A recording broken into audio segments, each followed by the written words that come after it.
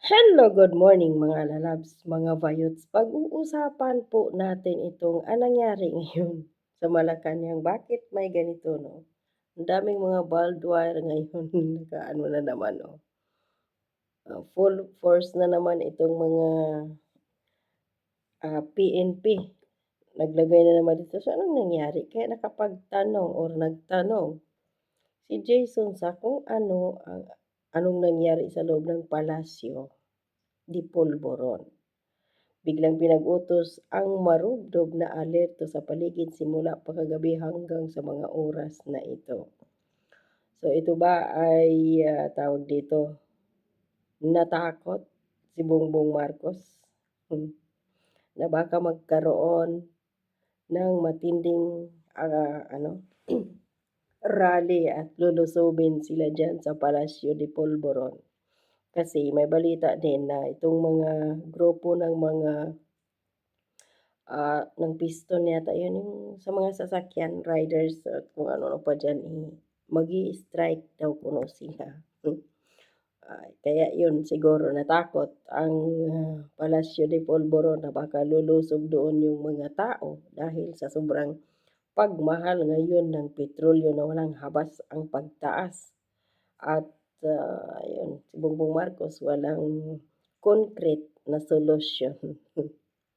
So ayon pa dito kay Attorney Baligod, ito yun, isa yun sa kinatakot nila ngayon dahil itong tinatawag nilang COPME platters umano'y kumikilos na at para may rason kunwari si Bongbong Marcos na mag-anunsyo ng marsyalo. Ito na yun. Mag-aanunsyo sila ng marsyalo dahil may banta sa buhay at administrasyon ni Bangag na ayaw bumaba. So ayon dito kay Attorney Baligod, nagbigay ng matinding reaction si Attorney Livy Baligod, Legal Counsel ng 18 dating sundalo matapos kumalat sa social media ang mga larawan ng mahigpit na seguridad sa paligid ng Malacanang Complex. Kabilang ang paglalagay ng razor wires, police barricades at pag-deploy ng mga police at uniform personnel sa ilang pangunahing kalsada sa Maynila.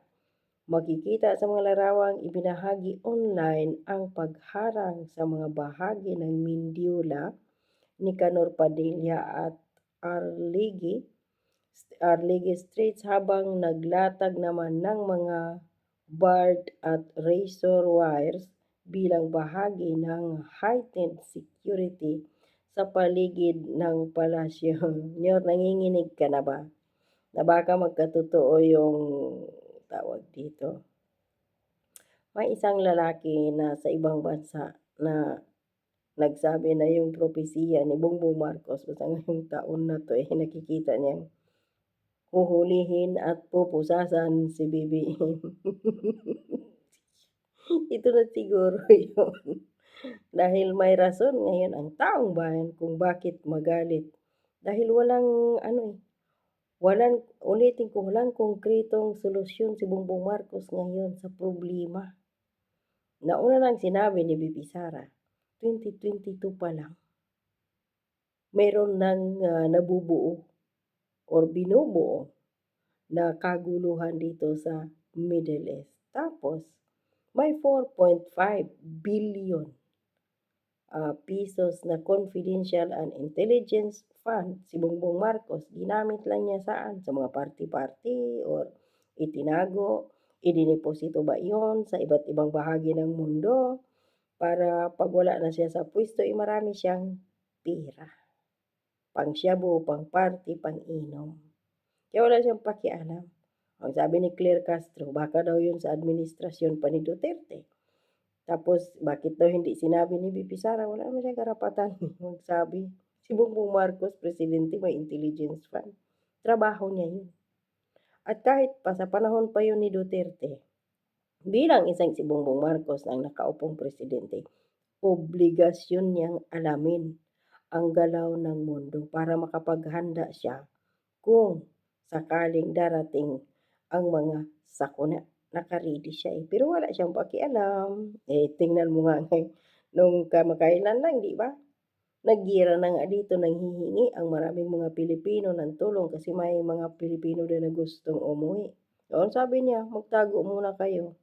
Kasi wala daw eroplanong lilipad dahil sarado ang air asset.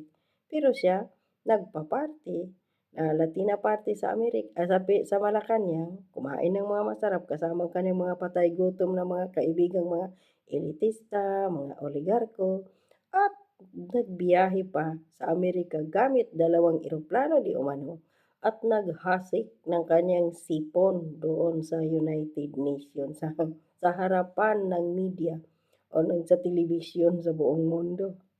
Yun lang yun eh. Tapos ngayon, ito, may pa-barbed wire, may pa-razor pa siya, may pa-barbed wire. Kasabay ng pahayag nito, kumalat din sa social media ang isang post mula kay retired Major General Romeo V. Puques na nagbanggit ng mga umano'y kumakalat na impormasyon tungkol sa posibleng pagtatangka ng isang grupo na agawin ang kapangyarihan mula sa kasalukuyang administrasyon. Sino yun?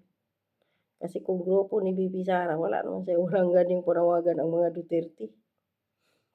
O baka yung mga makakaliwang grupo, binabayaran sila para maghasik ng lagim na kunwari magrarally, kung ano dyan, para sasabihin ni Bongbong Marcos, may banta sa aking seguridad, may banta sa seguridad ng Pilipinas, kaya magdideklara ako ng martial law.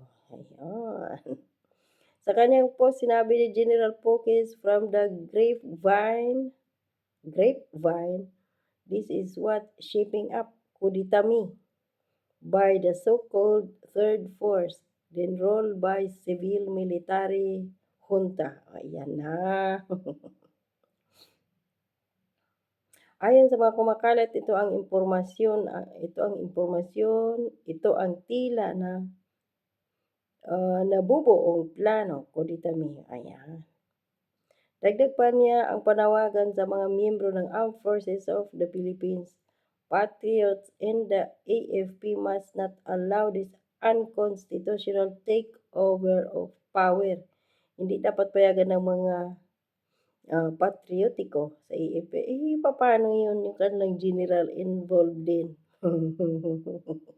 Mayroon ding anomaliyang nakaw ng pira sa loob ng AFP.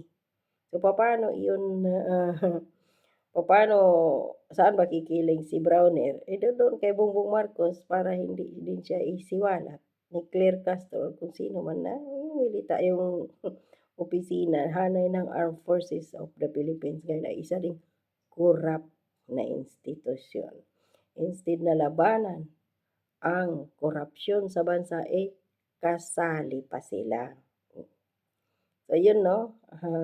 Kaya sila may double time na mga ganito platters dahil natatakot ang Bongbong Marcos na baka talsikin siya sa pwesto, pusasan, kaya ganito sila ngayon, kapraning. Kaya siguro sabi nga ni Claire Castro, kaya hindi nakadalo or hindi sinalubong ni Bongbong Marcos yung umuwi ng mga OFWs kasi nga daw busy siya. Busy siya sa paghahanda siguro ng kanilang mga mali-malitang pira at kung ano-ano pa mga ginto dyan para kung sakaling alisin si BBM, nakahanda na lahat ng kanilang mga ninakaw kagaya ng ginawa ng kanilang tatay nung pinatalsik sila sa pwesto noong 1986. No? Ganyan din siguro ang pinaghahanda ni BBM kaya busy or talagang walang pakialam si Bongbong Marcos sa mga OFW kaya tinablan niya ito.